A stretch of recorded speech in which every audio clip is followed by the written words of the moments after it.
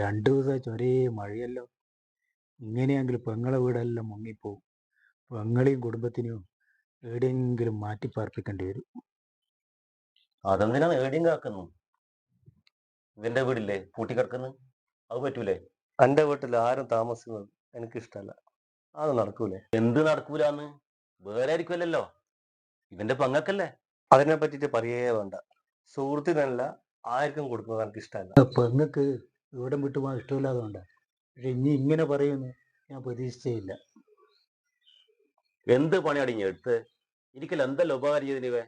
നന്ദി വേണം കേട്ടോ, നന്ദി. ഈ കാര്യത്തിൽ എനിക്ക് ആരോടൊന്നും പറയാനില്ല. ഇനി ഇതും പറഞ്ഞിട്ട് ആരും ഇങ്ങോട്ട് വരണ്ട. എടാ, നിങ്ങൾ ഇവിടെ ഇരിക്കുന്ന അഭിലാഷിന്റെ പഴയ വീടിന്റെ ഇടിഞ്ഞു പൊളിഞ്ഞു വീണിട്ട് അതായിരിക്കും വാടക കൊടുക്കാൻ ഞാൻ നന്നായി.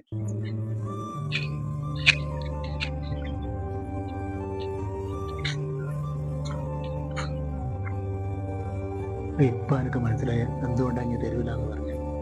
അവിടെ എന്റെ പങ്ങളും എന്റെ പങ്ങളെ പോലെ തന്നെയാണ്. ആ പഴയ വീട് പുറമെ കാണുന്ന മൂടി മാത്രമേ എനിക്കറിയില്ല.